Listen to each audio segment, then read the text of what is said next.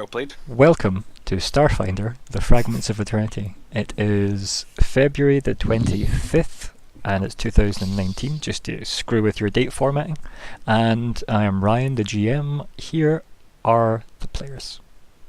Hello, I'm Olka. I play Emmelyn, who is a Lashunta pilot. Hi there. Hi there. Hi there. I'm Nico. I'm playing Zora, the vessel captain. Greetings, I'm Alex. I play Nix 5, the android mechanic. Why, yes. Hello, I am Colin. I play Lyko Quint. He, I believe, I usually describe him as sneaky, spooky, but since we've had a little break, I'll refresh your memory. He's the space rogue who's the space undead. Sneaky You're welcome. and spooky. It's spooky scary. Sneaky spook. Sneaky. Spoopy. Spoopy. And yeah, we are sadly Callum and Zigless, so hashtag Callum is precious. And hello everybody who listens at home or abroad. Stay indoors. Moving on. Oh, keep out the event. Yeah, how's everybody's week been? Hollow, empty without you. No, I've had you. Oh. Oh, Yeah. I've had you all I was supposed to tell them. in my ears. Nice. I like this. Yeah, Oh my god. I've enjoyed listening to the chats. Just to clear that up. For those at home, Olka has been editing the audio to remove all of her jank. And yeah, thank you very much for doing so. And nobody having so far us- has listened to it, so the quality is unknown. To be fair, I did start listening to it, then my VLC player told me I was mad. Because it was so weirdly stilted when I was listening to it, but like by half a second, and it was so weird. And I ended up playing the YouTube file and the audio file that you sent and my audio file I had at the same time, like a madman. And I was like, no, this is definitely off. Then I updated VLC and it wasn't off, and I went, okay, it's not off anymore. So yeah, weird. I'm glad it wasn't, because Me too. I didn't want to do that again. Yeah, I was just really tripping out. I'm like, why is everything so weirdly slow? I get that I speak slow sometimes, but that's a rarity, you know? Yeah, the bit I've enjoyed as well about listening to them, but is how much our introduction has changed. Mm. In that it used to be normal, and now it's hi there, Yeah. hi there, Hi there. hi there. It's as the in-jokes grow though, isn't it? It's good. Yeah, pretty much. Yeah, Yeah, I've enjoyed that. But sure that hi there came for like me just being broken for work after like Mhm. 4 or 5 days in a row, and then like I went, oh wait, I'm not in that mode right now. Let's stop. Like, The best thing was just how quickly the rest of us pounced on it as well though. You folks. I pounced on it myself though, but I was like, wait, what the fuck was that? Like I was like, what the fuck was that? That was brain damage right there. Sorry twice to the folks at home for Nico's outbursts there, for the verbal morale. Even as I was gonna say, even Ryan actually has never really encountered the full majesty of work Colin, because I was working with Ryan in an environment in which work Colin could be more or less kept in a leash. But oh god, That no, sounds. I mean, do different you know the picture. fanfic people at home will have a field day with that, so enjoy. I am the fanfic. I'm I not. look forward to it. But yeah, it's quite easy to have this thing where you switch into a different person essentially at work. You're like, no, at work, I am this smiley, friendly, chats with elderly people, boring, personality-free void. And I try and sort of, have pleasant conversations with people, but it's my understanding is like this customer service isn't about me. It's not about my I'm trying to give people some sort of pleasant experience, right? So that could be read in other ways. Yeah. But basically, how I approach it is, it's not about you. It's about you making this pleasant for the people who are trying It's to not do about the thing. you. It's about you. It's about what you're doing, right? It's not about the personality that's actually underneath it, right? Yeah. It's about making yourself Presentable. unobtrusive Yeah. unless the people want to talk or whatever, and then making yourself pleasant and approachable. It's so it's like- faking it. yes, it's like emptying out your heart and soul and letting a smiley, shallow veil of nothingness take over. That is a great job description. I like my job actually, mostly. That should go on the adverts.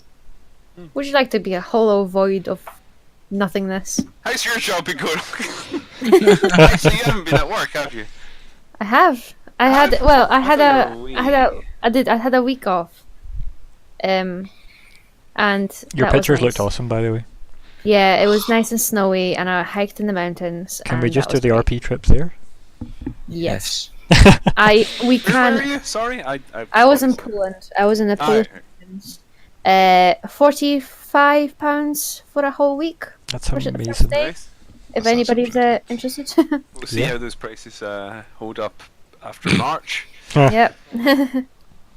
That's true. Well, Brexit might not happen. Who knows? Wow, topical already. For those listening who are the in future. the dystopian future, or the dystopian present, I guess. We still had hope at this point. Brexit Yeah. is what you now refer to as the event. Yeah.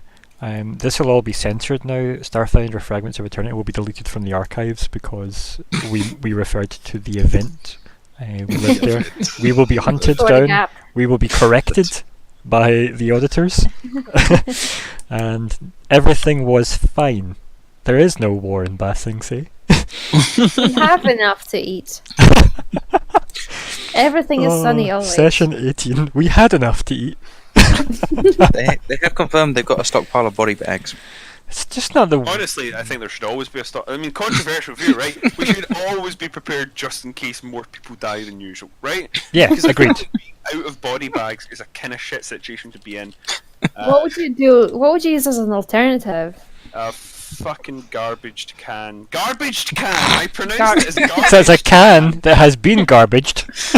I'm turning slowly into Jim Sterling after 3 courses. I'm shouting at people on the internet. I've put on an ill-fitting suit. It's terrible. I say this as someone who broadly likes Jim, although his most recent video about that... Anthem. No, not Anthem, sorry, it's the one before that. He's talking about Fallout and he just whines for 20 minutes, 7 minutes about someone having liked Fallout and then neglects to mention the possibility that the person who said they were banned wrongly might not have been banned wrongly. Like, that seems like an important thing to mention, but just reporting as if it's objective fact and the guy apparently was in fact duping. So, nice, well done, Jim. How have you been, Alex? Good reporting. I've been great. I've been watching Jim Sterling and It's things like that made me go off TV, right? When he started sucking up to what his fans wanted him to say, and his fans are scum. If you out there are listening to TBE, I have no idea what you're talking about. tuberculosis. Isn't Games journalist. Isn't Jim Sterling the guy from My Dad Wrote a Porno? One of the. no, that's the safe for work version of Jim Sterling. The Jim Sterling we're talking about is the one with the dildo baseball bat. Yeah. Um, Wonderful. What was it? The Hard Times article parodying him was really good. I'll try and find that somewhere. It's there. And the TB is not tuberculosis, but the late gaming media critic Total Biscuit. who All of that is often was very smart and interesting and funny, but was also by the end of his career a massive panderer to absolute scumbags. So, He was a lightning rod for the wrong type of people a lot of I'm the time. not glad he's dead. Bold, controversial stance, I know. I think it would be better had he not, had the whole cancer thing. I'm anti-cancer. I'm going to say mostly cancer is bad. Quote of the session: mostly cancer is bad. Just add that There are into some the people that list. I've met, and that's all I'm saying. Usually cancer is bad. We're hitting all the positive notes today. Yes! Oh god, I know it's not monetized, but they're going to find new ways to demonetize the unmonetized for this. We should We're gonna probably be avoid paying nuclear fine. war. That's another one we should probably get on the list. Like, probably avoid that. Like, Broadly let's not against do nuclear war. Brexit. Let's not. I'm going to say that my stance in nuking things is that minimise nuking. I'm not going to take the Light radical position of nuking. don't nuke, but Light nuking. Yeah. Just gentle nuking. Tactical nuking. lightly annihilate. A general nuking. Softly nuking someone. Yeah, light. Calmly nuking. Maybe don't go to full Hiroshima.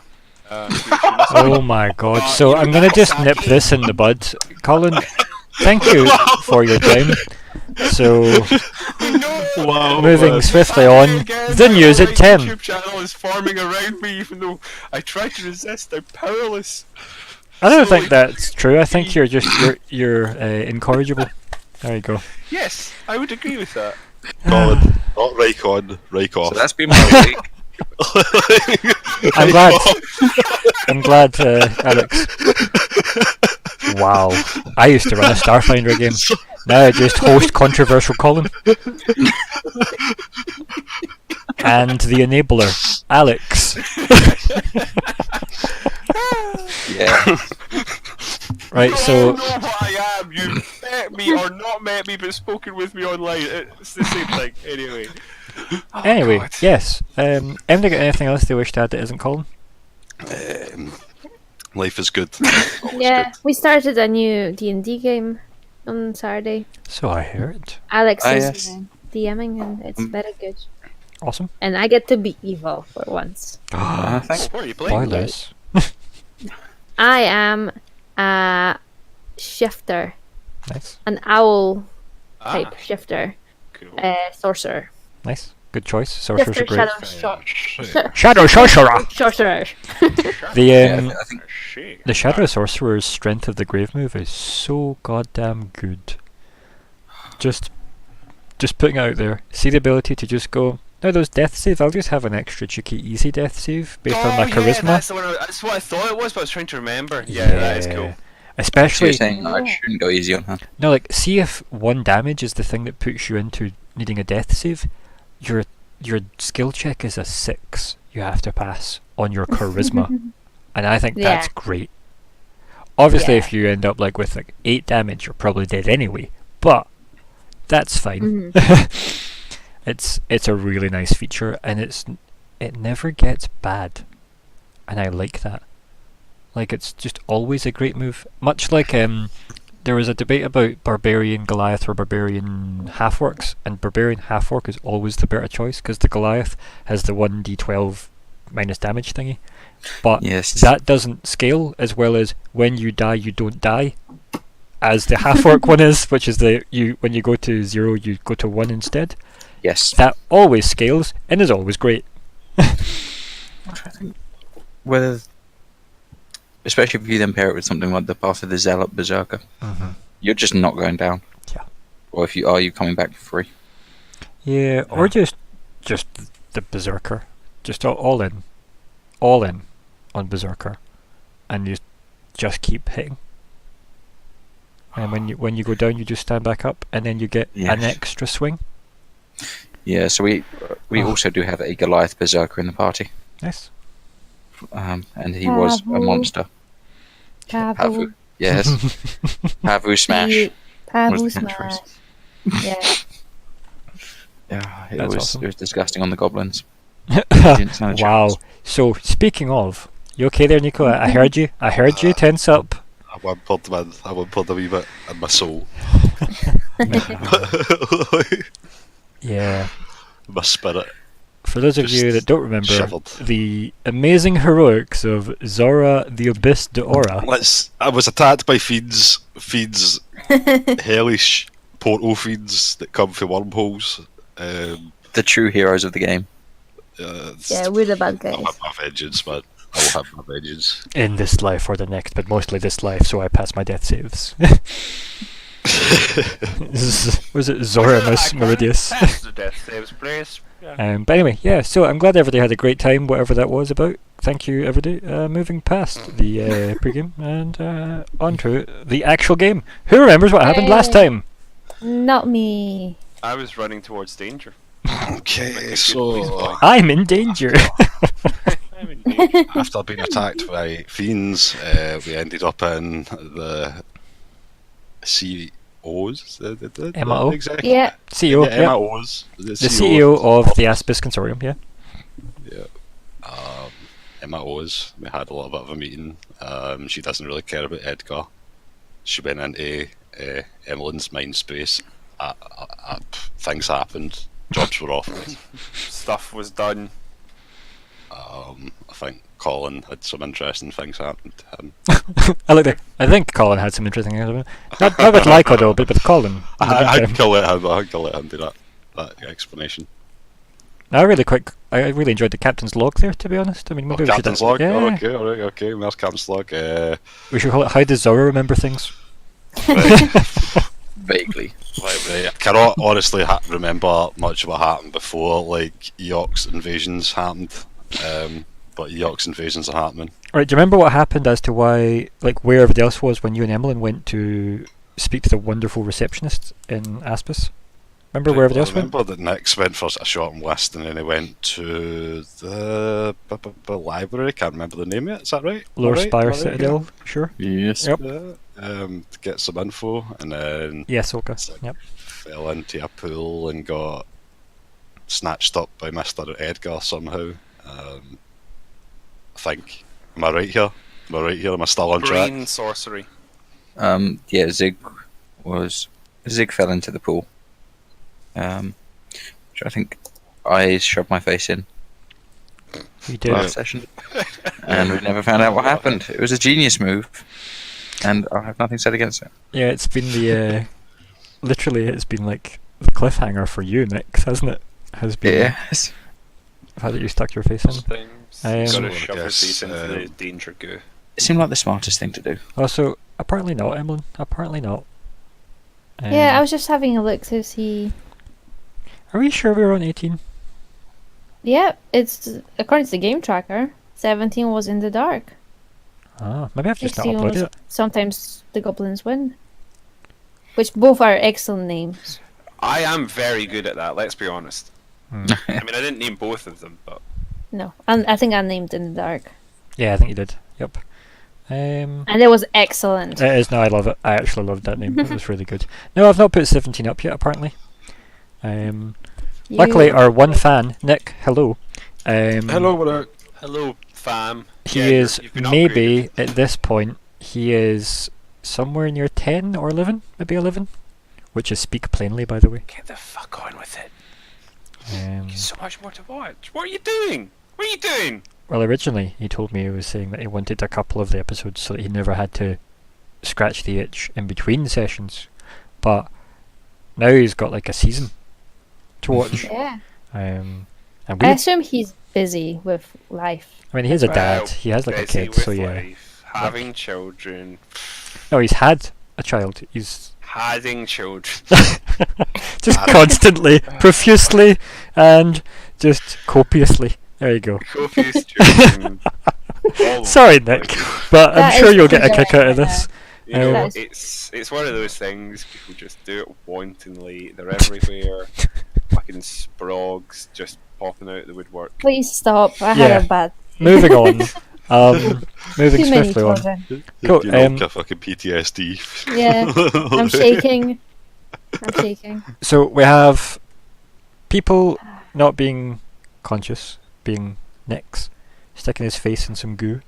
We have Zig, who got pulled through the goo and appeared with Edgar, who then seemed to be like, "Good, it's you. Where's Zora?"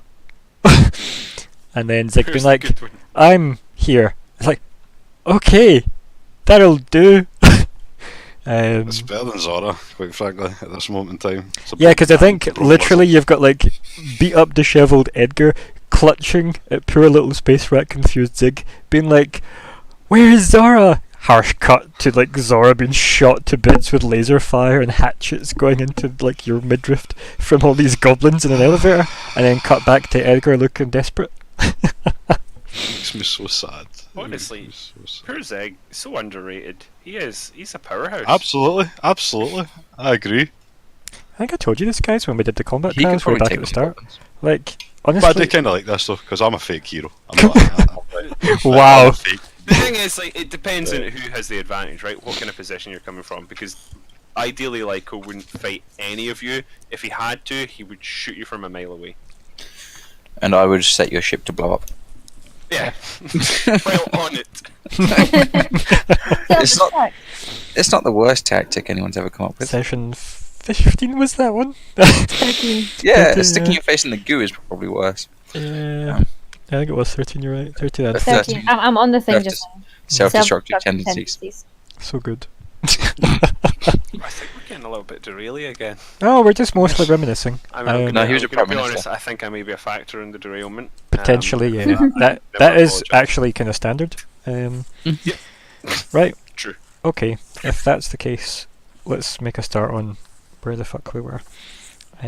Normally, I'd start with Zig because he's usually the most worried, but Yep. since he's not here, we'll deal No with longer that. with us. Yeah. Rip Zig. Oh, Good. poor Callum. Yeah, I know, but we'll have I him don't know back why I'm eventually. pretending he's dead. Sorry, I'm not going to carry that up just in case someone sincerely like. What, they Oh just my tune in now and they think, wow, You just, like 20 minutes into the skip through a recording, bit of it and they're like, oh my god, what happened? skip the pregame, oh my god, Zig, Callum! And then hashtag RIP Callum was precious. I can only assume Callum has successfully made his way home. Well, we'll find Don't out know in maybe an what hour if he decides to actually jump in at the end. Maybe, who knows? Who knows, and who can say such things? But anyway, I think we're probably going to open up with Emma O and Zora and Emmelyn. Good luck, guys. Oh, I don't remember. Yeah, this is why we're doing it. So, Okay. yous are in this wonderful kind of like, I guess, field, park, forest, right? Yous are there, and you've got Emma O standing, looking at both of you, kind of waiting on the replies from each of you. And I think the gist of it was, Emmelyn, you had the chance to pick to do something, right? Like you could sell this knowledge you've got. And Emma O seemed quite eager to be like, who built this? What's this for? What's Edgar up to? Why in your head? And then you were like, sure. And then her reply was, no, this is the part where you negotiate and I give you something you want. Like she was almost like mentoring you in a way. Yeah. Which can only be seen as a good thing, right? Very sweet of her, really. Yeah, I think so. I do have a wee handout for Emma O, I believe. Emma O Narakas. There we go. Here be she. Don't think that's what I wanted to share, but yeah. Where are we? This is the one I wanted to share. Yep. There be she. Be she? No, just she. Yeah. Holy fee. But yeah. So. Wait, what So- channel was it in? Oh, did it pop up in the thing? It did. right? Yeah. Yeah. Because I remember how she wanted everything. Yeah. And I just gave her bits. Yeah. I didn't tell her about Alice or the Ooze. But yeah, so that's when you were, see when she was like mind linked with you and Yeah. she was like kind of forcing you to like try and resist answering the questions, but it was like compelling you to give her the knowledge, and then you managed to like use, you had help, shall we say, from other things that helped you block her out, and then she was like, okay, let's do this the negotiation way. What do you want? And then you were like, Yeah. and she's like, no, this is the part where you pick something you want, and I then give you it. And she was quite, like, she was very open about I'm willing to give you something for what I want. Like, she, in no way was she like, oh, let me try and trick you in some crazy deal. It was just, no, I actually want whatever it is that's going on. This is really interesting. Give me it. And considering she's the CEO of, like, a multi-galactic company, yeah, she's probably worth a bit. So, yeah. On the other hand, the conversation outside of your head that she had with Zora was, maybe you should be my new acquisitions agent. And then she just kind of stared at you. And It's a much shorter conversation. yeah, basically it was, Edgar got himself caught, you haven't got yourself caught, and you could go get Edgar.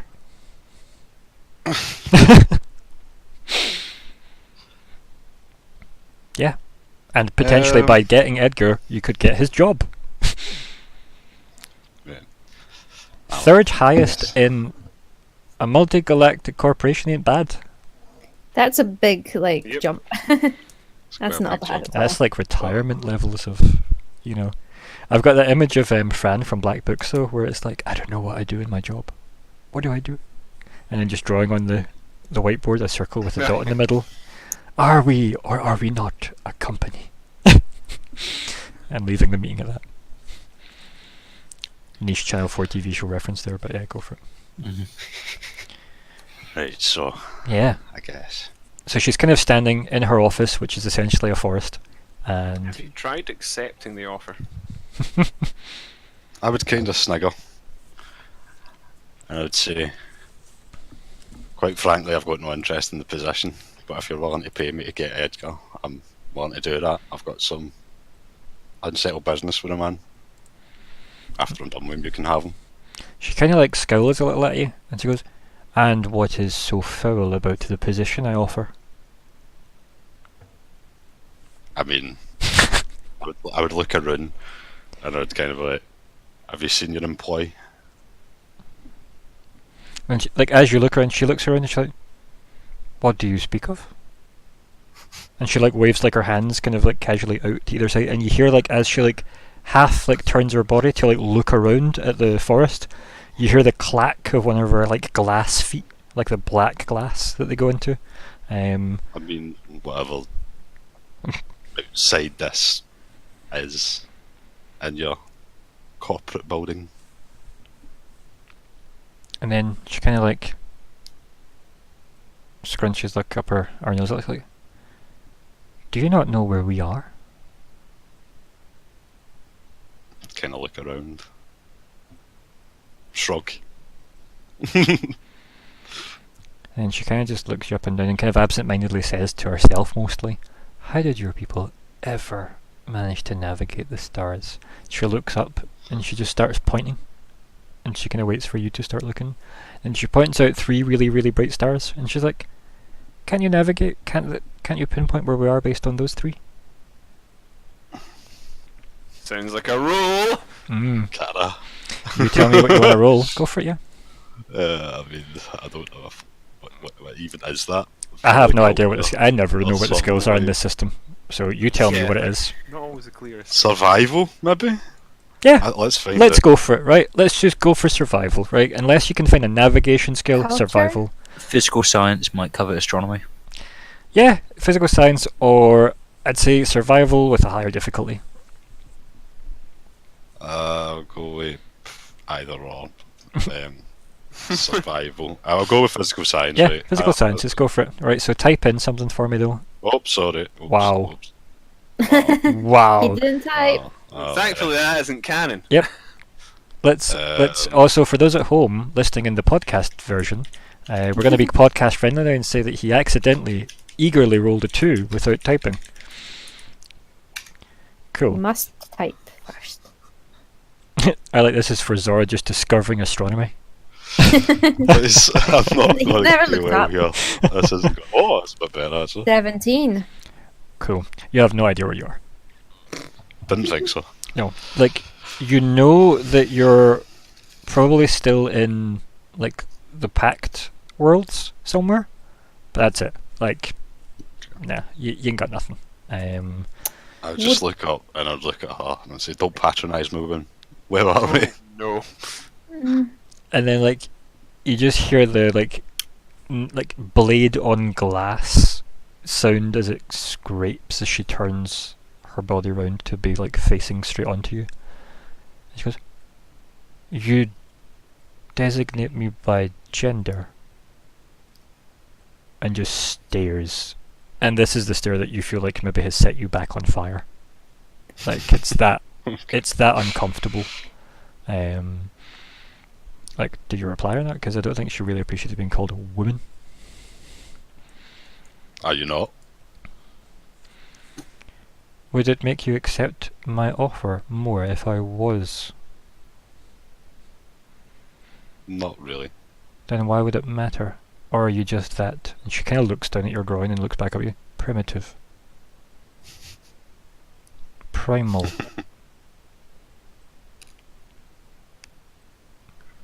Mm, And then she kind of just goes, "You're right, maybe the job isn't for you." Don't Yeah. mistake bluntness for primality. She rolls her eyes. And then she goes, if you can recover Edgar, then I will pay you for it. Until then, just go. Give her a thumbs up. Leave. Yeah. And she just kind of like stares at you. Emmelyn, I think you're still sitting at a bar Yep. right next to this awkward moment. Yep. Sipping away at my drink. It is very familiar. Yep. Mm, I like it. yeah. And you know it's expensive. Yeah. I think that's why I like it. Yeah. So yeah, This is fun. do you want to maybe make a roll to see if you can work out where you are? Because you Yes. could probably roll piloting, right? Yeah, that's what I was thinking.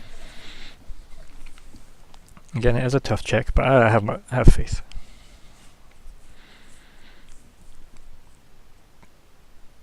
Let's see what happens. The where am I roll. The where am I roll? So for the folks at home listening, Ah. Zora's physical science roll to work out where they were navigation-wise was a 17. And Emmelyn Dali's roll of the where am I variety was a piloting check of 12. Yep. May I add, I rolled a 3, Yeah, it's and the 9 is my bonuses. I could have rolled 29. it's yeah. That is upsetting. I think maybe the spins got to you. I think Like so. as you've been sipping away, I think. Half your hidden fucking spin. Yeah, that weird taste that it has. Yeah, so maybe not. The good thing as well is based on how the conversation goes, I no longer need to look up the one thing I didn't do as my prep, which was something I was going to do. But now I don't need to do that, which is excellent. Just map. Yeah. So, what do you do? Like, she's just staring kind of disappointedly at Zora at the moment, with her weird glass legs, of black glass.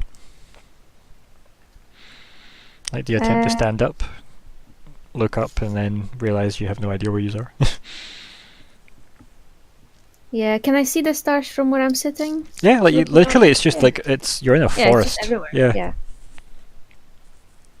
Like, you feel like you're just on a planet. Yeah. Like, there's that, like, no, know how as if this is common knowledge, the feel of, like, simulated gravity versus actual gravity. Oh, yes, of course. Of course, yeah. I like how my brain's like, well, obviously you know the difference between simulated gravity and actual gravity. Of course. But no. Of course. Emmelyn would know the difference. Yeah. And, yeah, it feels like full-on actual gravity. Okay, so some other planet. Yeah.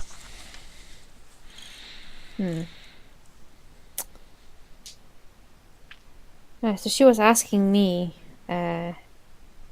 about what I wanted, really. I believe that that was it. We faded. Yeah, so I think pretty much what happens is like maybe like that kind of black haze of standing up too quickly like fades away, and you kind of come into like her pointing at the stars with Zora, and then you're looking at your drink and you kind of look up and like, where actually are we? And then maybe you're kind of saying it to yourself as well, where am I as well, because you're coming out of that mind haze, and then you see her talking to Zora. They clearly were mid-conversation, and then she just looks really disappointed in Zora. Standard, I think. Yeah. He disappoints a lot of people, apparently. Most of the goblins wanted such a good fight from the famous war hero. Oh, cut me deep, man.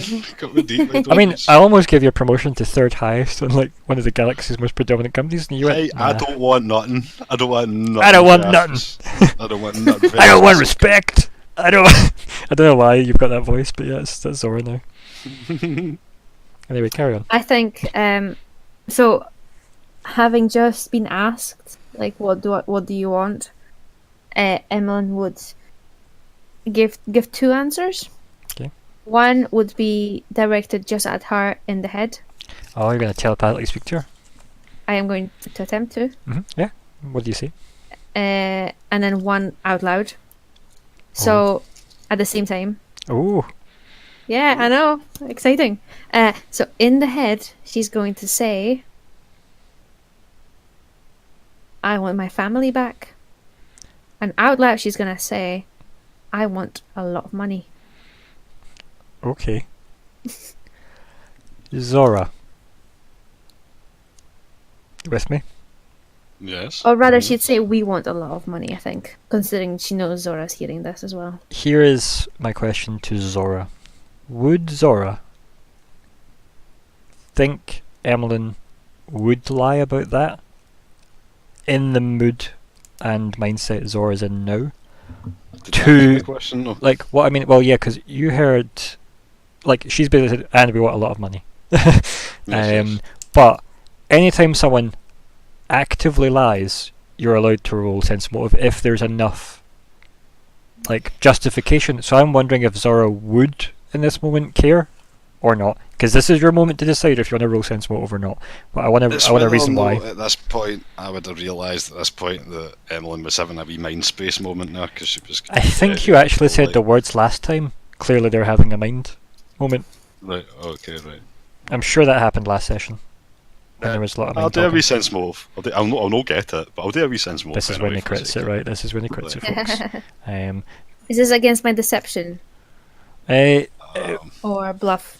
I mean, that's deception. Is this against my bluff? yeah, I guess so. But I mean, like, yeah, like, do you want to roll bluff first Yeah? or deception? Sorry, deception. Yeah, it is deception, I guess. Whatever. It's bluff. Yeah, bluff, that's deception, same different, thing. Yeah. Skills. Bloof. So good. Medicini is still the best. It says, Maybe. yes.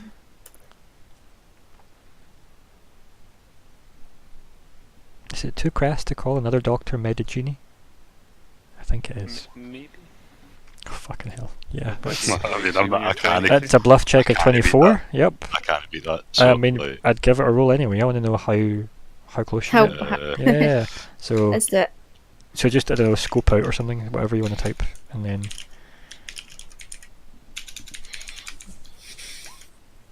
Mhm. Is it a bluff? Oh, Not bad though. Nat 20. Also, solid. that's Oh, perception. 16, actually. Oh, that's perception. I didn't mean that. Sense I didn't mean motive. that. Oops. Just hit Why sense did I use motive perception? because you're a mad fool. Yeah. So that was a 24 for the bluff four. check, There we go. and a 4 There we go. That's- for the sense motive. Right, cool. So I That's- think there's a good enough justification as to why Zora has no clue what's going on with Emmelyn. It would have been a tough check anyway, regardless, because of 24. Yeah. But yeah, no good. So basically, you just hear Emmelyn asking for a lot of money, and I think to Zora's mindset, the scene probably plays out with, you know, you're not allowed to position anymore, but bring back Edgar and I'll pay you, and then you go to walk away, and Emmelyn goes, and we want a lot of money too. Aye, So it that's- kind of fits for the scene. Yeah. It does. It does. So yeah, no, I quite like that. That's good. Is there anything else you want to say in the head to Emma O? Nope. Just that you want your family back. Yep. I'm gonna leave it ambiguous. Good. I want my family back. And I shall write the backstory at some other time. Cool. Refine the backstory. I will make my notes here. Yeah. Request by Emmelyn. Okay. So, in seeing that situation, Mm. how was Emmelyn conscious to the conversation I had as well? How do you mean? Well, when She all the came headspace to- stuff with Emma O. She like- just came out of the haze, as I described, with Mhm. Emma O pointing at the stars. And Okay, then right, so ber- you berating you. her even giving me an offer to be like the No, third. but what I mean is, from Zora's Okay. point of view, you might just think Emmelyn's answering the Edgar thing, Mhm. if that makes sense. Like, Yeah, from yeah, Zora's yeah, point for of view, sure, for you sure. might just be like, okay, cool, you were given a job, and then she's like, and we want money too, lots of it. Whereas, for you, that might make sense. Of course, Emmelyn wants money, right? She tries to loot everything. But you won't have any clue about the fact that they had a head conversation. In Yeah. the sense of what I- she specifically said, yeah. Would I have heard him being asked about the job and having the job offer on the table? No, I Would I don't have think heard so. that? The only thing you would have heard would be you The no stars. longer get, like, I no longer think you're suitable for the position, but bring back Edgar and I'll pay you. You probably heard that part specifically, Okay. not Probably the. sounds suspicious as fuck, to be honest. Yeah, I was gonna say it probably does sound shady, Because it's like you come out of a weird mind haze, and then you hear this kind of half, like, disappointed deal from Zora and Emma O. Yeah. That probably seems shady as hell, to be honest. I mean, you're a Vesk. I think shady, shady is like step one. This whole thing is shady. Yeah. But no, it's This quite doesn't surprise me. Hey, I'm straightforward, quite frankly. Are It's you probably now? my problem. Okay, yeah. I was going to make a joke, but then I didn't because I'm just It's not too that kind of easy. guy. Yeah. Very easy. Yeah, so what do you do then? Like, you just walk away? Like, what happens? Because remember, you're just in the middle of a forest. Like a big clearing of a forest. Like her office desk is in like this We big don't clearing. know The where. elevator gone. There's like the elevator, I guess, disappeared. It's Yeah, gone. we don't know where Edgar's been taken, do we? No. No. Through a portal by space goblins. Right. I assume she doesn't know either? You can Because she assume didn't that. know there were space goblins? Fiends? Kind of sounded like she didn't know what Edgar was doing. Like, Yeah. I mean, her office is on another planet, apparently. Yeah. I don't think she has a firm grip on what's actually going on in her company. Mm. Yeah. Damn. So, Bathing. So. do you want to just want to say anything before you go? Because I think Zora's probably walking off, looking for the elevator. I feel like that makes sense. Like, so you probably maybe started to get like 20 feet, 30 feet away, and Emmelyn I'm said the money tempted thing. to ask- I'm tempted to ask something, but I don't know what, really. Yeah. Well, if you want, we can fade out on you guys now, and we can come back if you want to ask something. We can do like a little flashback if you think Yeah. of anything. Otherwise, I think I'm okay for asking. I think I would say till next time and just walk off as well.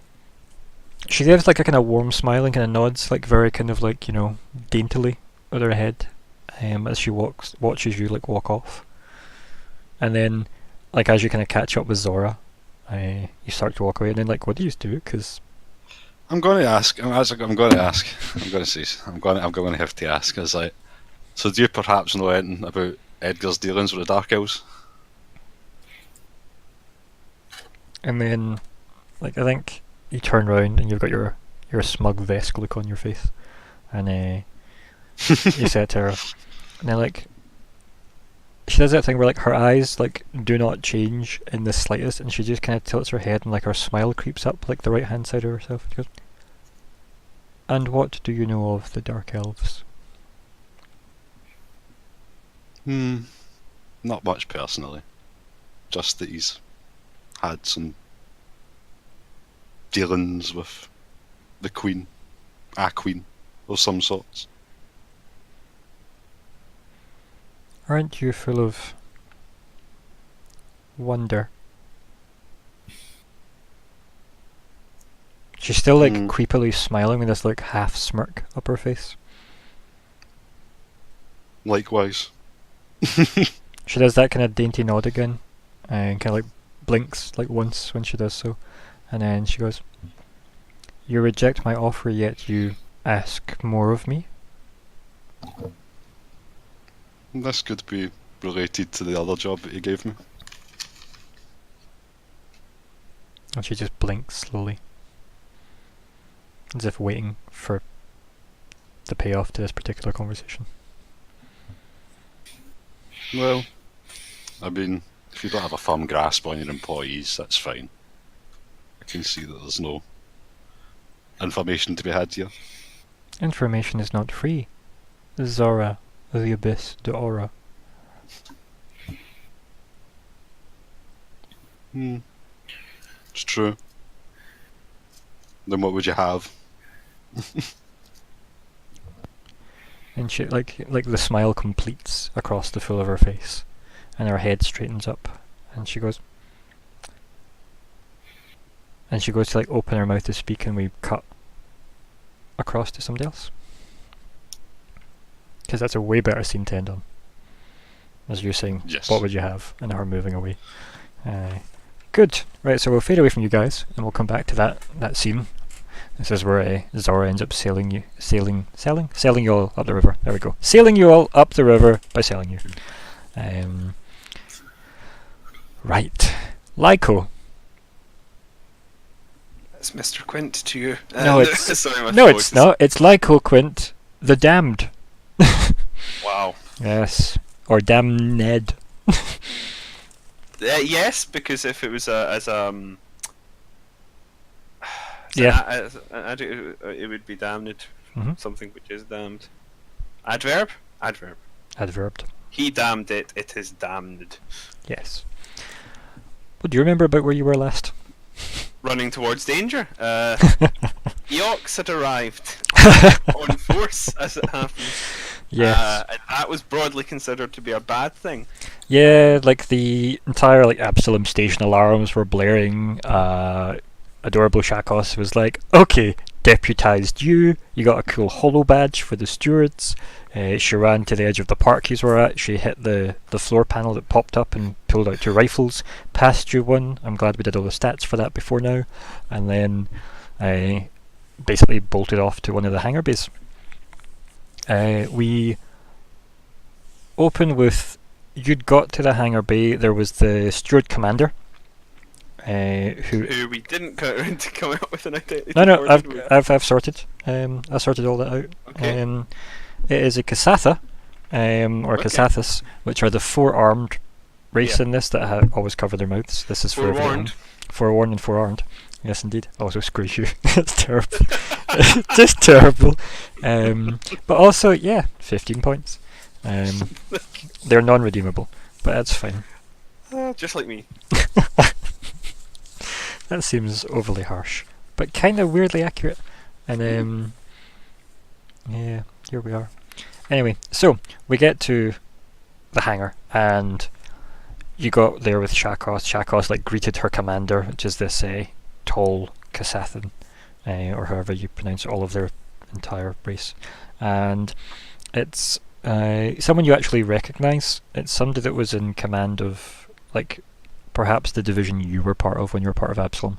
It's someone that's obviously been good at their job and stayed good at their job. Like they got to a level they were comfy with and went, if I go Yeah, too level. high, I'll have to do things I don't want to do. And if I mess up what I'm doing, I'll get demoted to something less impressive for the time I've spent. So they found like that Goldilocks zone of, Yeah. here's where I'm happy to be. They're sort of in their position for life at this point. Which is kind of nice because it's almost like opposed to Shakos, who has been like frozen where she is despite the want for progression. But maybe that's racially motivated, who knows. This person is Commander, in fact you'll know their full name to be honest. But do you want to give me a wee culture check just in case? Yeah, sure. What shall I type? To No name. Yeah, whatever. To no name. Right. Hold on a second. I need to actually open my sheet. Just getting you which I guys haven't used to done. having character sheets again. It's been a Yeah. while. Yeah, And yeah, you know their cultural. name. Yeah, I know the Yeah. shit of that name. So Lyko got 27 on his roll. Yes, so I'll type it in the chat. This is Commander.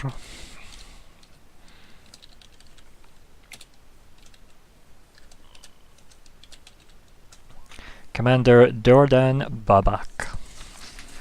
There you go. And is that all? How would you actually say that? Would you ever? Commander would you Babak. abbreviate to Babak. Yeah. Babak. So Commander Babak. Also, I can say this name. Yeah. Nice. It's handy that the GM can see some of the words. Say some of the words he makes up for the Yeah. game. Mm. Yeah, so Commander Dordan Strategy Babak. Yeah. You know this person is actually kind of they are good at their job, like to the point where they probably should be calling the shots higher up, like on a governmental level, because of how good they are at their job. But they enjoy the job. Thus, they don't Yeah. want, as I said, a bit like the Kirk syndrome, Don't get yourself promoted to admiral because they'll take the ship away from you. So stay captain as long as you can. Just for all you Trekkies out there. But yeah, so you get there, and I think like the last thing I think we had you hearing was the Yoxian fleet are on approach, or something akin to that, as this commander looked you and Shakos over, and he was very quick to brief Shakos on that. With that, you've got like he looks you over, and obviously he's got like his mouth plate over, like his, it's essentially like a fancy kind of comms device that's built in. It's made the most of his cultural differences, and he kind of looks you up down, sees like the deputized holo badge, and the fact that you're carrying this rifle, and like raises like an eyebrow very, very briefly. An ocular ridge goes skyward, and yeah, or pinnacle word on the Absalom station, and kind of just says, "It's nice to see you back, Quint." Commander. And Then he sort of nods as he says that, I should say. yeah, like almost like old times in a way, really, isn't it? So yeah, and then yeah, you have like Shakos is there, and she's like, "So what's the sit rep?" And you can hear like her voice wavering just that tiny bit, as if, "Don't fuck this up, Shakos. You can do this. Stop swearing, you bitch." Probably sort of fire in quite quickly. Like, after Wow. he says that, but I've got like, oh yeah, shush. No, I would say it. Are we sure it's Eox? Officially, Eox. And then the commander says, use the viewfinder," and he kind of like nudges at the rifle that you've got. Okay. And I literally, like, you can look down out of the. Let me just move us, shall I, to this screen. So I've made a small hangar. I have not populated it with the amount of guards that there would be, but you come in this way, and you are here, and everybody's kind of congregated in this little control room. This is like a raised up platform part here, and this is like the hangar doors shield thing. So you're here just now, and yeah, like. You look at the gun, you kind of like pull it up, and you just look through the viewfinder, and you just look through the kind of the blue shimmering shield of the hangar wall, and yeah, you can see what clearly look like Eoxian ships, just like they're that close, they're in visual range. would I be able to know, or should I perhaps roll that it is definitely them and not like the? No, I'm pretty sure you have enough unaffiliated experience. You have enough experience given your specific backstory. Yeah. Mhm. Like, I don't need you to roll. Maybe had it been somebody else, yes, but not you. Yeah, I just sort of lower the gun and like a beat passes and then, he just goes, "Well, fuck." And then you just hear the commander kind of like going, "Indeed, fuck," and look out at the like the kind of hangar bay, and then say, "We're currently awaiting any form of communication. We have sent hails on all known Eoxian and Absalom pact frequencies. So far, nothing. There are 348 ships in this fleet, and they've all stopped just inside the weapon range." And I sort of look over to Shakos as he's saying this to sort of see how concerned she is, because obviously I would notice that voice kind of quivered a bit a minute ago. general perception for me. I certainly do. Yeah, and one just second. What am I writing? just perceive or ogle or whatever. Oh no, perceive. Yeah, cool. Yeah, Wow, geez. Nice. you can see that she's got like her gun clenched very tightly, like with like her fist is pretty much squeezing the trigger, is like not the trigger but the actual handle itself, more than you would ever need to. Let's put it that way. You've seen this on like newbie soldiers that have to deal with any form of kerfuffle that comes up. They panic, they grip the weapon, they put all their trust into said weapon, and they probably lose sight of the job. So yeah, but to be fair, who really would hold up knowing the entire Eoxian fleet is outside? It's not a great situation to be in. No. But the commander looks pretty calm. But you've never ever seen them flustered. So that's probably why they're good at their job, because maybe there's a weird sadist inside there who really enjoys the chaos of living. No offense. Wow, how dear. The there wasn't any chatter beforehand. Nothing picked up, even irrelevant to the current position. I mean, they just did this completely out of the blue.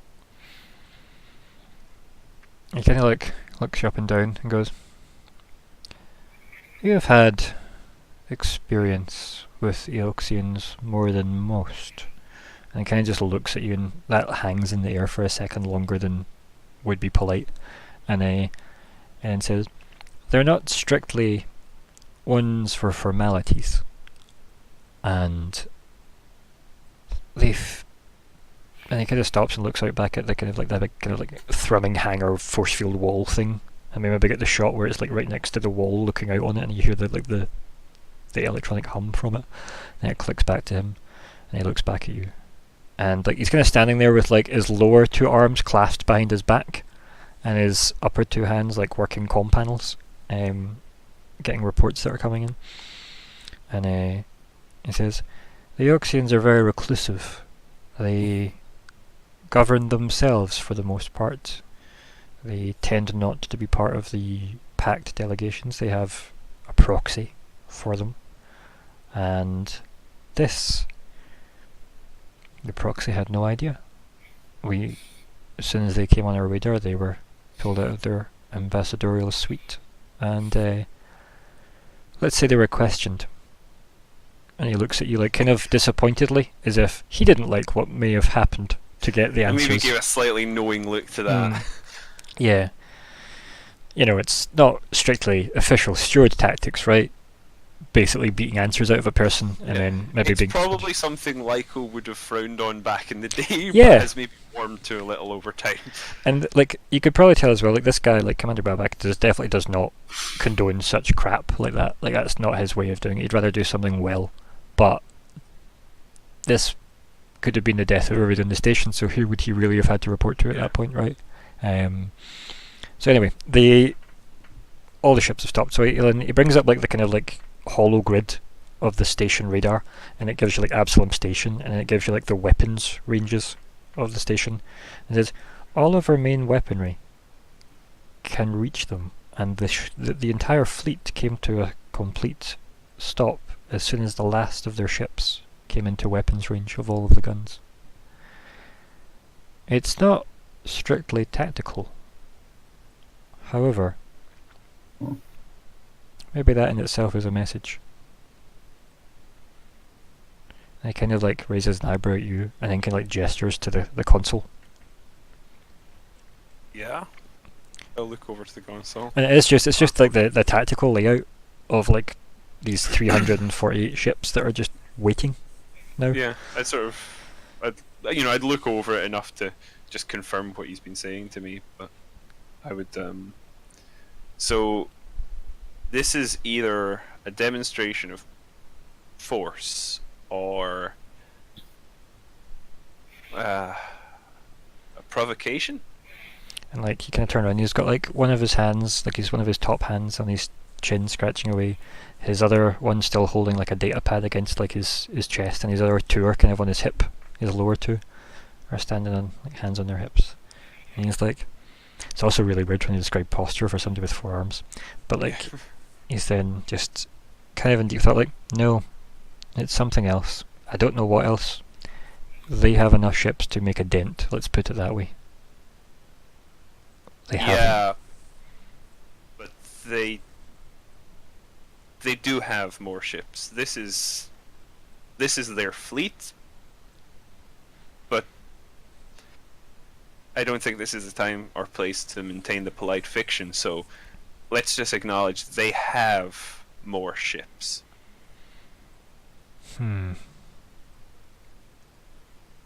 This bodes So, well.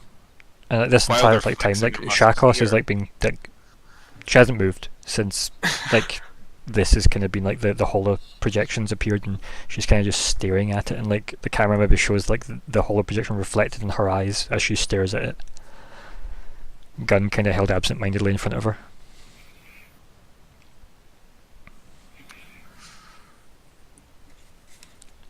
Any insights that your condition may provide?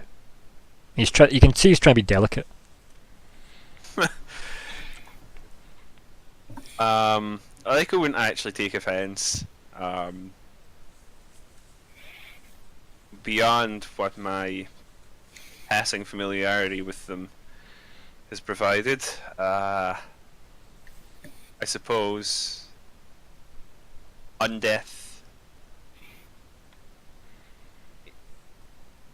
it changes an individual. I can only imagine what it does for an entire civilization. And like, you know enough about Babak to know that like he is open-minded to a lot of things when it comes to what is and isn't possible with the world, as it were. He's a technomancer is his kind of skill set, so he's obviously able to blend tech and magic. I'm a mystical bent. Yeah, but it's very much from like a scientific point of view for him. So that's why he calls it your condition. You know. Yeah. They won't have any qualms about loss of life on either side if they do intend to fight. I don't think this would be a fight. I think this would be a massacre. And I think like you can hear like a sharp intake of breath from Shakos as he says that, and then she kind of like catches herself almost and is like, oh, and like straightens up, holds the gun, and then it's like, what do we need to do, sir? And then he says, I'm open to suggestions, but currently the official orders are hold. And then yeah, I think at that point as well, like there's probably a montage of camera shots lingering between like the ships as it kind of drifts out into space, with all these weird sharp and spiky ships floating in space. Like possibly seeing sections just open to space as well, like, you know, not things that living people would necessarily survive on, shall we say. Yeah. And it switches back, and it's maybe been like an hour, 2 hours, 3 hours. Like time has definitely passed in here, and there's been nothing. They haven't moved. No communications have been answered. There has been an arrival of some ships, like some ships that were nearby have been repositioned. They've jumped in.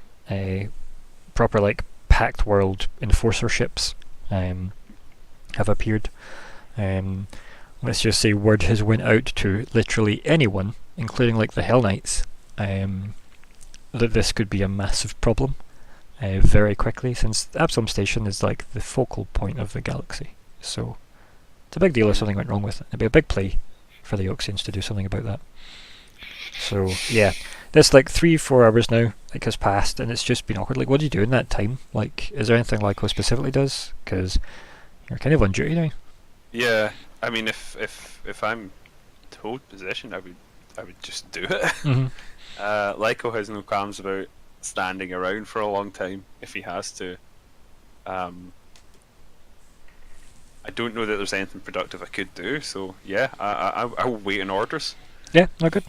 Then, in that case, then we've got like time passes, and then like I think maybe everybody's a bit startled by like the communication like bleeps that come through, as the commander like lifts one of his wrists and looks at it, activates the comms, and then kind of does that thing where he puts his hand to his ear and then tilts his head away, and then just starts to look more and more weirded out, as you can tell from his upper face, and then acknowledges the communication and then goes back and goes, prepare to receive guests. And then one of the, you can see now outside the kind of hangar energy field, we get the kind of camera view of from one of the bigger ships, like a smaller kind of little shuttle type thing detaches, as if it was like plating on the outside of the ship, kind of like uncouples its like weird insect little spikes, drops off, flips round, and then just drifts towards the station, and then it flies into the hangar bay. It lands. There is no graphical representation of this, just use your imagination. And then it lands in the centre, and from this there's like obviously the very stereotypical jets of air and, you know, fire extinguishers that people use inside the props to like blow out all the smoke, and out walk 8 very unusual figures. Now, do you want to give me a culture roll, Lyko? Certainly.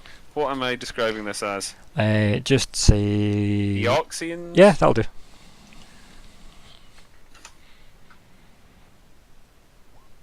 It's 27. That'll do. Culture 27 is essentially That what you seems do. to be what I wrote. Yep. Yeah. Yeah. These figures, there seems to be 8 of them, as I said, and they're all very unusually shaped, very like twisted, contorted, bizarre, and yeah, the 8 of them leave the this shuttle type craft. Just 8 figures, no entourage, no nothing else. Like clearly, the 8 of them look like main characters, you know. Very eerily they move. Like the air instantly feels staler as well. Not that it's something you've necessarily cared too much about, but like there's a definite shift in comfort level in general with these creatures, almost like an aura pulsing out of them. And like some of them have like almost stop motion levels of creepiness to them as they maneuver. The commander then just like nudges Chakos, and then you says, "Let's greet our guests," and then you head down the stairs and you greet them. Yeah, I would sort of look over at Chakos sort of while I was doing that, see how she's holding up. Like I think the 3 or 4 hours of kind of waiting around didn't do great at first, but then kind of just like the boredom of it all took over, and that's why like she was a bit startled when the comms and everything beeped, because it was a bit of actual activity. These figures have appeared anyway. You know them as Bone Sages. These are The ruling class. ruling, yeah, as you say, like these are the people in charge of Eox. Or at least this is 8 of them. You know, the figures kind of awkwardly assemble, in the sense that like some of them are very, very tall, some of them are very gangly, some of them have weird like twisted bones coming out of them. None of them look what you'd call normal, and they all kind of just awkwardly stand around as if they've been invited to a party where they know nobody at the party. And like as you greet, the commander walks up and says, "Welcome to Absalom Station. Sorry for the unexpected welcome." And you can see him like struggling through the formalities of, you know, I'm officially the handler here, blah blah blah blah blah. And one of them puts up their hand and says, "We have asked for a representative." And he goes, "Yes, of course, we will assign you your ambassador." And then one of them locks eyes with you. Make a will save. Okay. Just what shall I write? Just mind or jank or whatever. Mind or jank. And saves. Like a new will. game. Oh, that's not the best roll. That's fine. Yep, you look at this person, and I'll show you them in a second. But they kind of look at you. They smile, but like not the smile of someone from the past, shall we say? Someone of your, what's the word I'm looking for here? Actual childhood, you know, in the like Lyko's upbringing, almost like seeing your mother smile at you when you like out of complete pride or something, right? Okay. You have like that vibe hits you, and then for a split second, immediately like uncomfortable, like the idea of seeing her decay in front of you, that way of instant repulsion, just uncomfortably makes you uncontrollably like shiver and awkwardly like, you know, bleh, shudder with your shoulders and such. Like physically you react to this as if your entire kind of almost insides like ripple awkwardly and uncontrollably. So yeah, it's a very weird sensation of instant comfort, pride, nostalgia, memory to disgust and repulsion and ickiness as this creature smiles at you and says, "We have selected," and then just points at you. Okay. I will look quickly to the commander. The commander just doesn't even look. He goes, "Of course, delegation," and turns round to you and goes, do well. Do you say anything because they're about to leave? Oh god. No, Yep. actually, I just look extremely blank. Mm. What, like, help me blank? Or just... no, just completely expressionless. Yeah, cool. Probably in a slightly uncomfortable way, because being sort of dead, his expressionless is a bit more expressionless than other people's. Yeah, it's almost a bit vacant. Yeah, it's almost like it's uncanny, right? It's almost like sort of doll-like, like when you see a Especially with the weird porcelain skin corpse, that your people will have. Right. Yeah. As a Barai. Right, okay, so... And his whole overall appearance is like, when you see him animated and all that, it's not, as bad, but if he goes completely still, like, it is like you're talking to a corpse all of a sudden. So yeah, this creature kind of like walks a bit forward and kind of like puts like a hand on your shoulder uncomfortably. And the commander walks up, hands you like a kind of comm unit, which is like the badge, like all the stewards have. Hands you like an actual badge, and I says, accept that, of course. "If you need anything, and if the delegation require anything, please contact me immediately." Just stares at you with like piercing eyes for a brief second, like there's a glint of a red light in them, and then leaves very briskly, as if, I am not okay with leaving you in charge of this, but this is what they have decided, and I was told to do what they decide. The end. Very formal. If you worked in any way with the kind of political side of Absalom Station, which you probably have in the past briefly, you'll know maintaining the status quo is not easy when you're the space police, and sometimes you just have to suck it up when it comes to planets worth of, Yes, exactly. politicians. Stakes are incredibly high. Yeah. The delegation are kind of like shooed on into the station for some kind of official quarters, and this creature is still with you.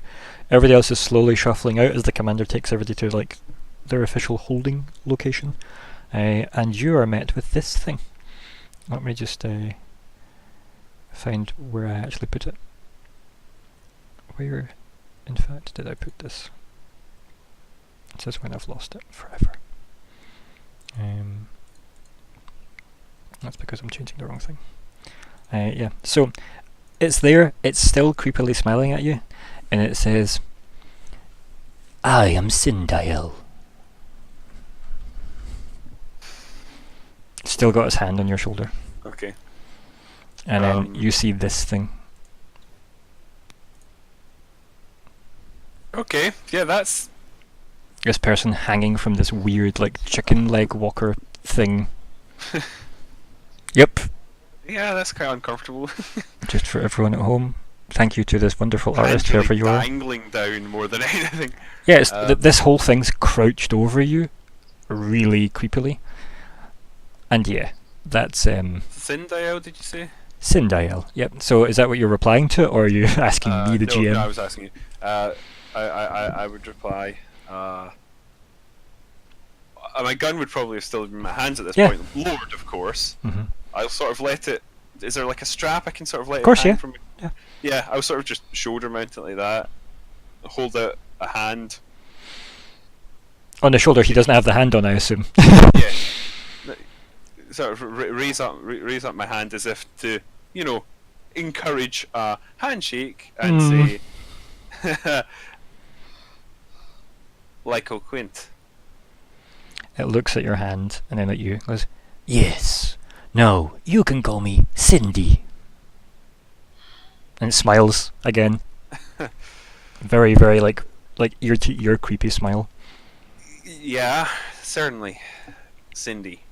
A pleasure. Irrelevant. How can I be of assistance? And it kind of just smiles uncomfortably, like some creepy Pan's Labyrinth creation, and then looks at you and goes, yes. And then we cut from you. And do you want to take a break here, or do you want me to move on? You still good? How are you feeling? I'm I'm good. But I don't mind. It's up to you guys. Do you have anything else you wanted to ask Emma O? Are you happy with where that left off as well? Did you think of anything you wanted to go back on? No, other than the current situation. I'm fine with that. I'm fine. Good. Yeah, I guess we'll carry on then, and we'll maybe just take a break at 9. Yep. Yeah, cool. Sounds good.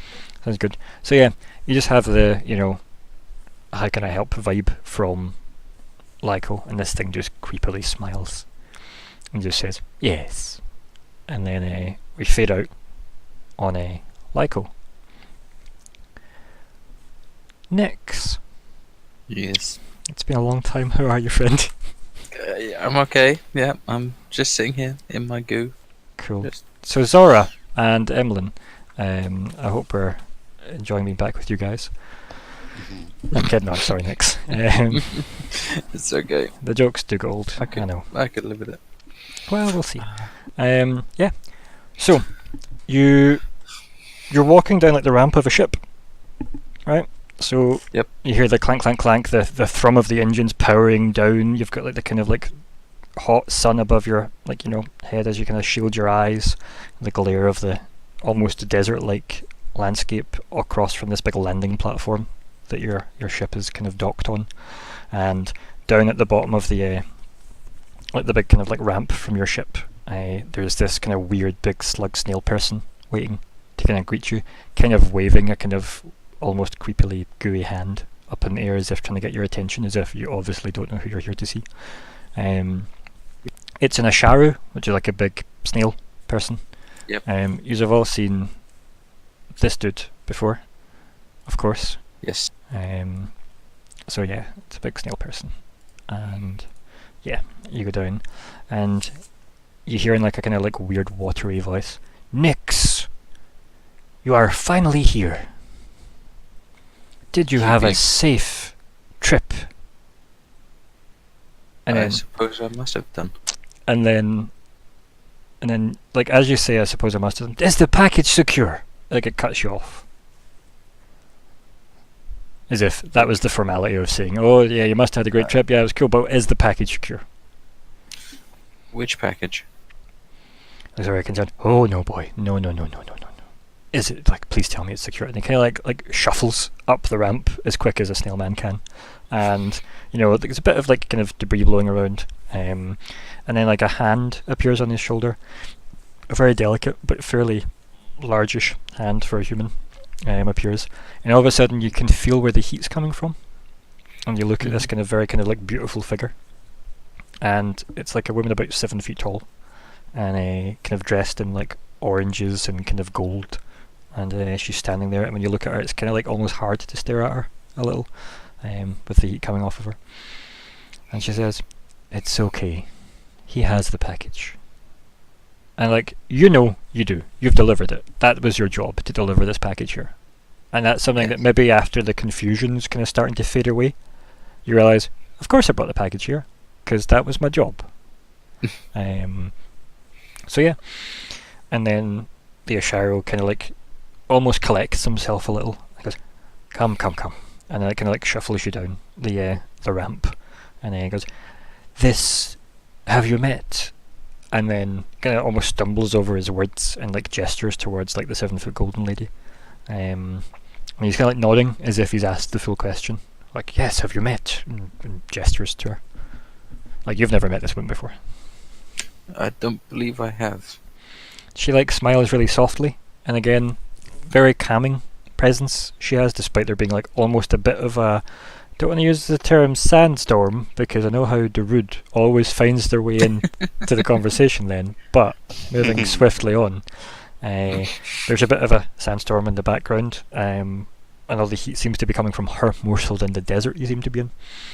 And then he goes, "This is Grace in the light of the burning mother." And she kind of just smiles and she goes, "You can call me Grace," as if skipping by all the modesty of this little snail man. You, Grace? Just Grace. Grace. And she smiles, kind of nods very kind of like delicately, considering she looks, relatively robust for a 7-foot woman. goes, "Thank you for handling this delicate matter for me. It would have been too dangerous otherwise." And at this point, you feel the weight of how risky it was flying here now. Like, you making the trip here, smuggling whatever you've smuggled here, was a massive, massive risk. And this is now the feeling you're hit with, as if, holy fuck, this is actually like, maybe all the anxiety, as if you're in a situation and all of a sudden the realization of, oh god, this is actually terrifying, catches up to you. I trust it will all be safe now. I hope so. And then, as you can see, there are people unloading your ship.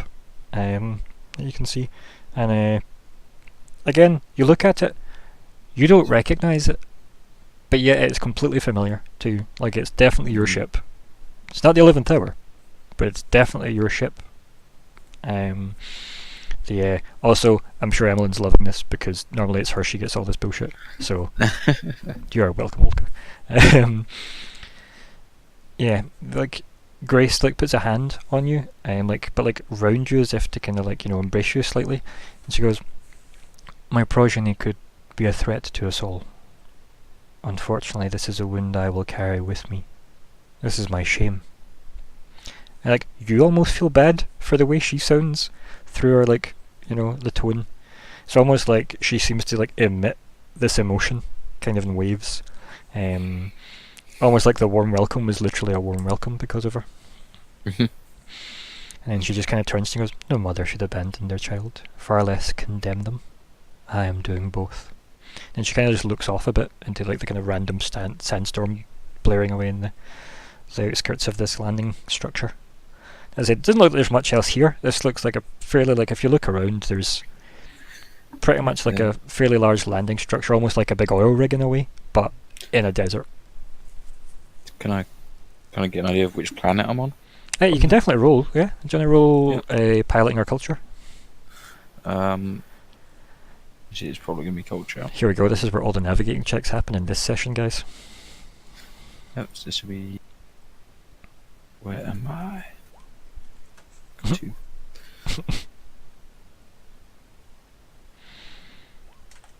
Okay, we got a wonderful 15 on the culture check.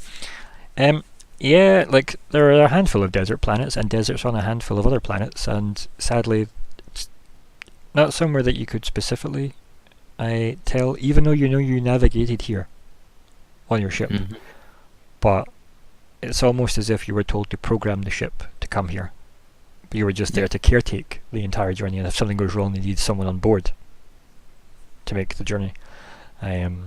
Somebody with the ability to react as quickly to most situations as you might be able to do so. And then she then Grace catches herself a little and kind of turns back to you and kind of lets go of you, because she kind of her grip almost loosened when she was saying that she was obviously, "I'm doing both, abandoning my child," etc. And she kind of turns to the Asharu, and she kind of as if she's introducing you for the first time. "My successor to the Solar Monastery. He recently took up the mantle of Radiant Supreme. He shall take my place. We are currently awaiting the representative before we can put this matter to rest." Which representative? And I think exactly as you say that, big swirly portal opens, of course. Kind of weird gold metallic plates appear to form this very elaborate kind of almost Art Deco doorway that appears, and big golden doors swing open, and out walks something the people at home will be familiar with, given that it was in the last session. Where is it here? If I ditch it in the chat just now, this thing here, and then if I zoom in on it for everybody, one of these things, a Vault Guardian, the thing that was chasing Zig and Edgar. Okay, so we'll just move us back to the main screen for this. And so one of those appears, hanging again from its big metal plating and glowing gold kind of energy pulsing beneath the gold plating. And then next to it walks a very fresh-faced looking Agent Escate. So she walks out and she says, "Hello, I am the Escate assigned to you by Abadar Corp. Apologies about the delay." The Escate? Yeah. Yes. The Escate Yes. assigned. Isabel. Yep, it is indeed Isabel. I think I'd probably say that out loud. Yeah, so you say Isabel, and then she kind of like cocks her head at you and goes, "Oh, I'm sorry, have we met?" Not yet. Kind of screw over her face. Interesting pickup line. Kind of slowly nods her head. Yeah, do you want to roll a perception check for me? Or a sense motive check? Or both? Give me both. Give me a Okay. perception first and then a sense motive. Cool, then you can get a sense motive after that. Yeah.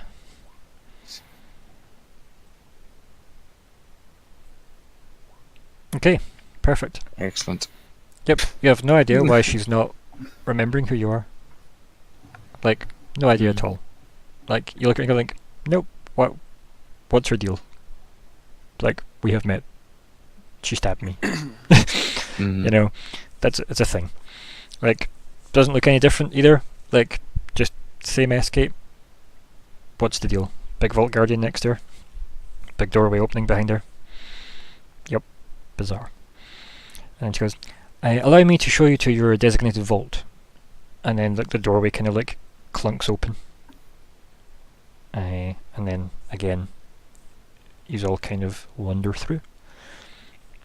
The scene kind of you find yourself in these again weird biologically black, swarming, sweaty, uncomfortable. Again, probably not too different from the weird desert heat you were in, but this time it's a closer, clingier like heat. This bright glow coming off of Grace as she walks through this corridor as well, and yeah, you're led through these horrible corridors as this Vault Guardian thing glides mechanically forward in front of Escate. And she's kind of like wandering through, just giving random facts and information, almost like the terms and conditions of taking out a vault, in a way. She kind of just like starts kind of like rhyming them off almost automatically. And like the Isharu is every couple of steps taking a couple of steps faster, just to kind of keep up with the stride that like Grace has, as she has like very, very long legs. But it seems to just kind of glide with her this orange and golden dress that she's wearing. And you obviously are following alongside them in this creepy biological corridor. Get to this big doorway. You set up, and you can now notice behind you the people that have taken the thing off the ship. There's this big, very dark elliptoid object that's there. A very big egg, you could say, Nix. A very big egg. Yep. Yep. Grace looks like kind of sad the whole time. She puts like goes up to it, puts like her hand on it, and you can like again, just you feel sad for her again. That level of she looks that cut up about doing this as if this is the worst thing she could imagine doing, and yet she's doing it willingly. And then she looks sad and she says, "It has to be done." Why? And she kind of like gets like shook out of her or like almost like melancholy. She turns and she goes, "Sorry?" Why do you have to seal it away? And she kind of like her face softens a little from like the mild confusion that she's got for a brief second. She goes, "If this were to be born into this world, many deaths would follow. Too many." I'm sorry, how does sealing it away prevent it from being born? She kind of like smirks and goes, "Maybe I'll tell you when you're older." And she kind of like she smirks a little, and then she kind of like almost seems disappointed in herself, like as if that was a cheap thing to say. And then she kind of like dismisses and goes, "Apologies, but this is private." and like the Ashara like quickly like busies you, like away, as if oh no, but with his weird watery voice, which I can't do. Sadly, I'm sorry. He's got a voice I can't do. But it's a very weird watery voice, and it's really uncomfortable. But yeah, so he like kind of like shoos you away as if, how dare you bother the grace of the burning sun. I'm sorry, did I say something? And he goes, this is her child. She's sealing away her unborn child, and you're questioning her in her time of grief. That's when people make their worst decisions, I find. And you want this thing to hatch and kill everyone? Ideally, no. Then what would you have her do?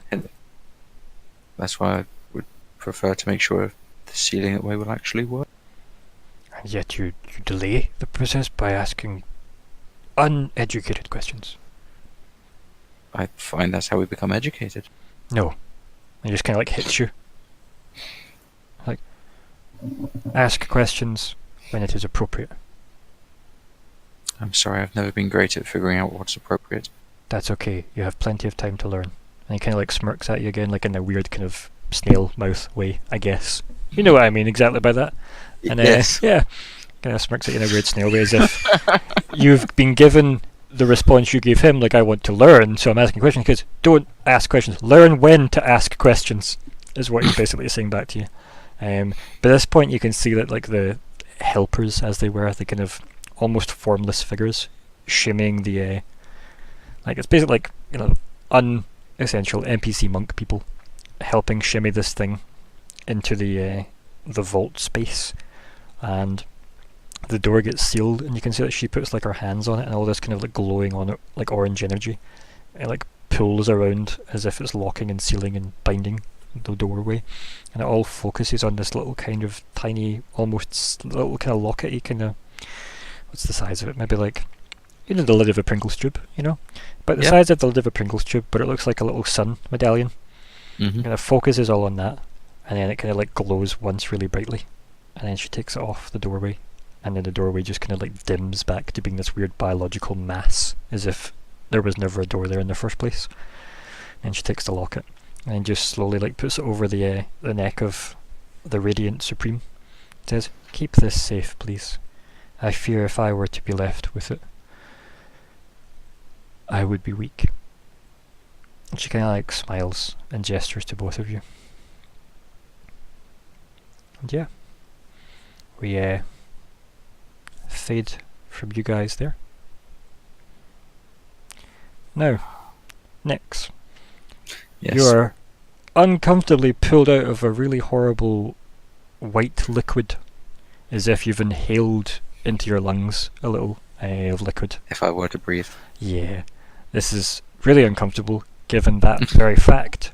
And then you're sat there, and like the strange, weird, platinum, scruffy version of you is staring back at you with the white LEDs blinking away, and says, "Did we learn anything?" I think so. Thinking's a good start. Learning's better. Can you explain what I'm supposed to learn? No. Just shakes his head like solemnly from side to side, as if he probably could, but he's not gonna. Was that a vision of the future, or was that a memory? And he kind of like, again, does that thing where he starts scratching at his stubble and it makes that horrible metallic grating noise. And he goes, that's a good question. You're full of those today. What will tomorrow bring? Shall I return? Can you return? Not on the current budget. Then always look forward. He kind of like laughs, pokes you in the chest, and then stands up and puts his hand down to lift you up. I take his hand. Yep, and again that weird tingly, horrible, staticky, pins and needlesy vibe when you touch him, and like again the weird silver lines of, you know, what you would have like green LED lines everywhere. Like his weird silver ones seem to like almost like seep in as he lifts you up, and then he lets go, and they like fade back to your weird green. And he says, "I don't think I introduced myself." I don't think you did. And then we cut there for break. Hey, must be the money. 9:10, guys. And we'll see you all for part 2. Okay, goodbye, everybody who's listening. Goodbye. Goodbye.